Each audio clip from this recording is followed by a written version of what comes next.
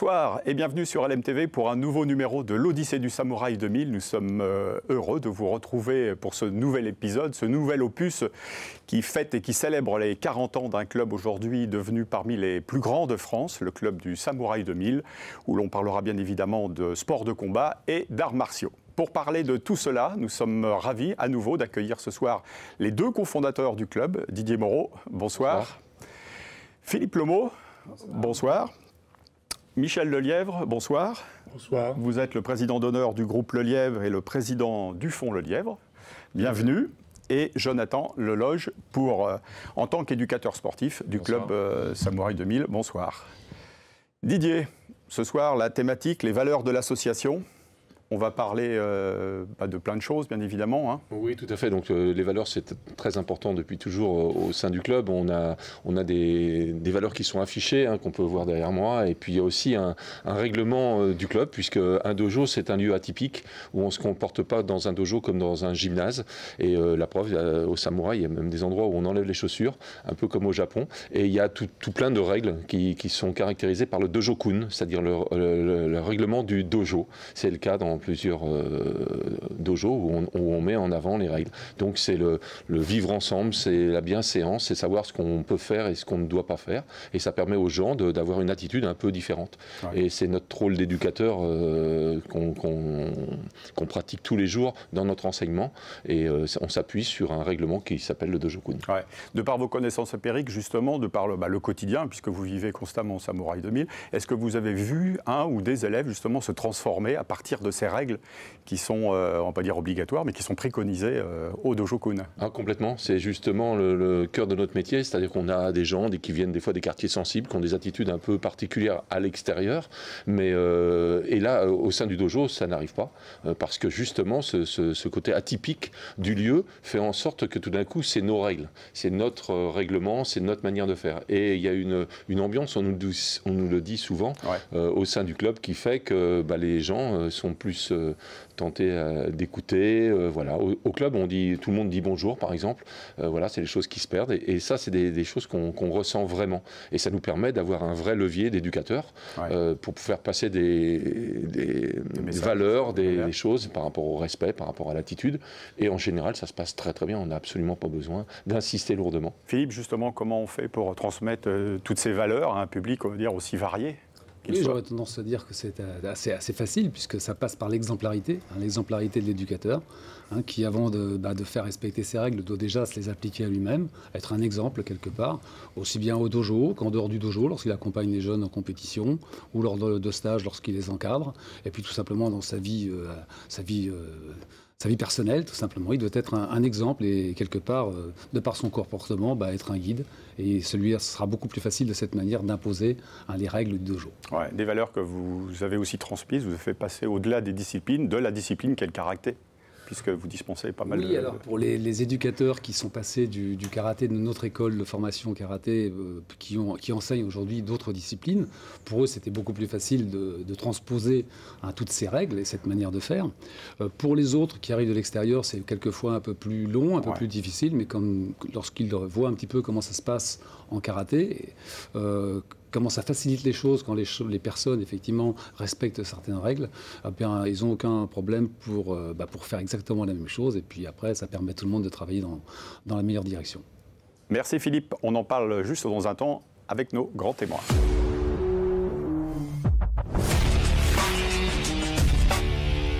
On se retrouve avec nos invités. Michel Lelièvre, je le disais tout à l'heure, vous êtes un assidu de sport, notamment. Et pourquoi le karaté et pourquoi, en l'occurrence, le Samouraï 2000 depuis un certain temps, on va dire, puisque vous êtes là depuis presque l'origine de ce club?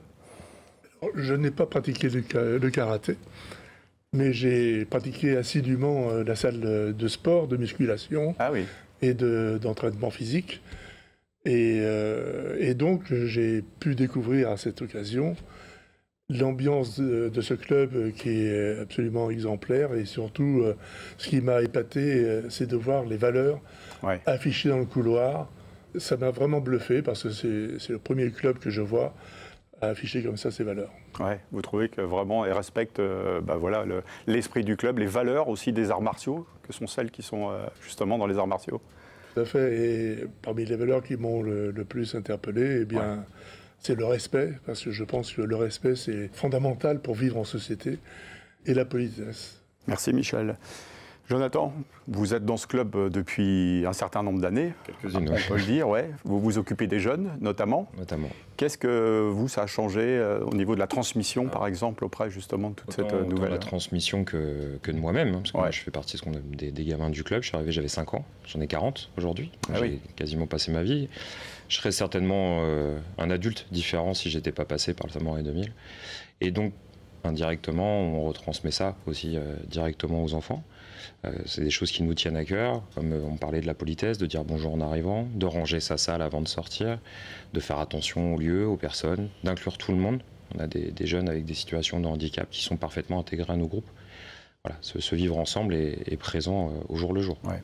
Concrètement, au jour le jour, justement, puisque vous en parlez, comment vous faites intégrer auprès des jeunes, justement, inculquer ces valeurs? Est-ce qu'il faut répéter? On sait que si dans le sport, c'est la répétition, hein, des fois, qui fait le... Ça vient avec.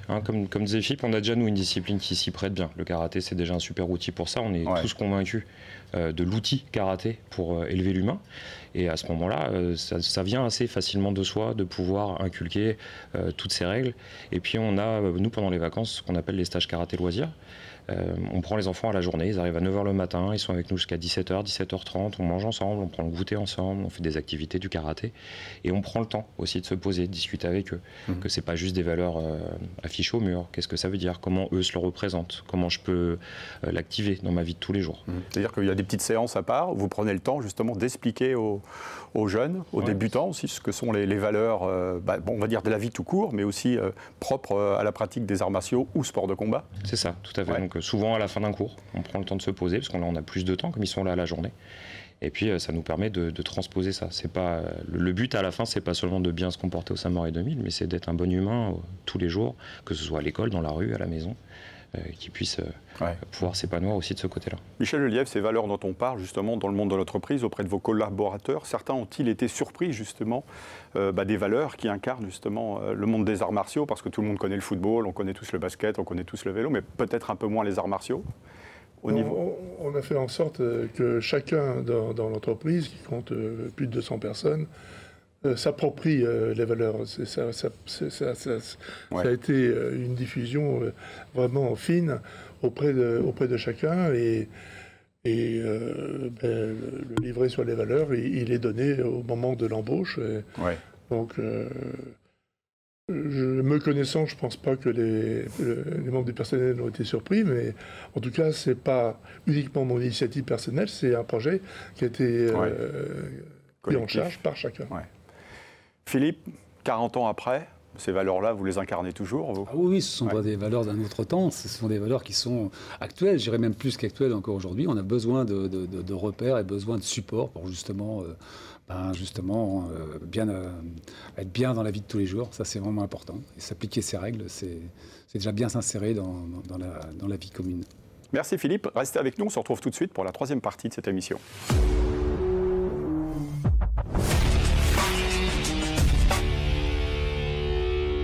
Il faut être deux pour pousser vers le haut. Didier Moreau, qu'est-ce que le Yuke justement? Alors le Yuke, ça veut dire le partenaire dans les arts martiaux, pas spécialement qu'en karaté, mais dans plusieurs arts martiaux, on parle de son partenaire, et le partenaire, il est là pour hisser vers le haut. C'est un vrai partenaire, c'est-à-dire qu'il doit nous aider à progresser. Donc on fait souvent le geste, hein, on l'attrape et on l'emmène avec nous, quel que soit son niveau. La personne peut ne pas avoir notre niveau, mais on se rapproche de lui pour le faire progresser. Et on salue toujours son partenaire, et dans le salut, il y a aussi ça. Je vais te donner le meilleur de moi-même. C'est-à-dire que même si on n'est pas en forme olympique, on lui assure qu'on va faire au mieux pour le faire progresser. On n'est pas juste un témoin, on lui sert de cible, non. On l'aide à progresser.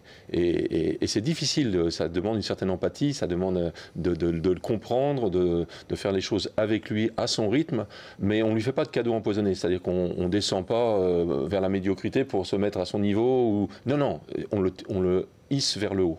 Donc c'est quelque chose de particulier. Dans la vie, la relation d'un vrai ami, c'est ça. C'est aussi ne pas toujours dire comme son ami, d'être des fois en désaccord, et ça fait aussi partie de ça, le Yuke. C'est-à-dire ça demande une attitude. attitude. Ouais, pardon, même s'il y a une notion de combat, parce qu'on est quand même dans le... Oui, complètement, mais c'est un combat, dans un art martial. On s'entraide beaucoup. C'est un combat, on applique la force qu'il faut en fonction du niveau de son partenaire. On ne lui fait pas de cadeau empoisonné, on n'est pas gentil avec lui parce qu'il est débutant, non, on le pousse vers le haut.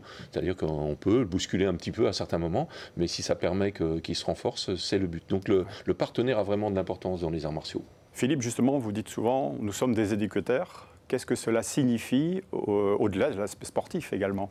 Oui, éducateur, c'est plus qu'être un simple entraîneur sportif où là on va chercher avant tout la performance, le résultat. L'éducateur, c'est beaucoup plus global. C'est vraiment prendre les élèves, les pratiquants dans leur globalité et les aider, quelle que soit leur qualité. Quelqu'un qui est doué, c'est assez facile de le pousser vers la compétition et vers les résultats, la recherche.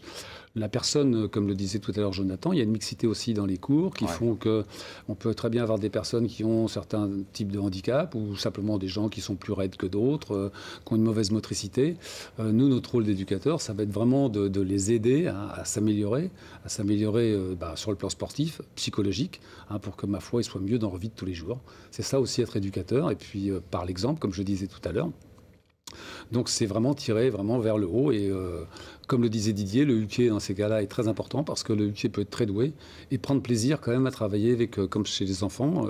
Jonathan pourrait en parler un petit peu. Ça lui arrive d'avoir des enfants trisomiques qui vont travailler avec des enfants dits normaux, entre parenthèses, et qui prennent plaisir à travailler et à faire évoluer. Michel Lelièvre, justement, dans une société où les repères se perdent parfois, j'imagine que vous louez un petit peu les paroles de nos amis là, qui sont aussi des bons combattants, mais surtout de bons professeurs, de bons éducateurs. Tout à fait. Et j'apprécie particulièrement le terme éducateur et j'apprécie qu'il se réfère à ce terme.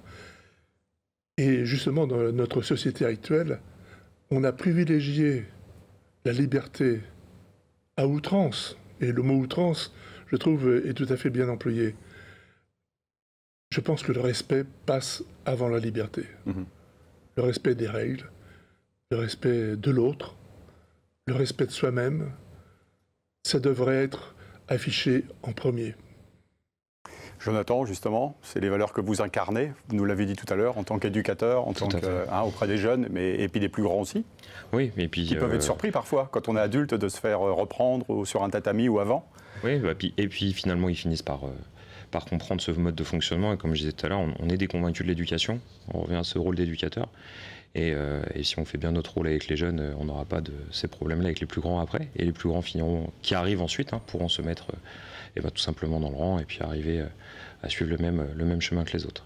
Super. Merci, c'est sur ces belles paroles qu'on va se quitter. Merci messieurs d'avoir participé à cette émission.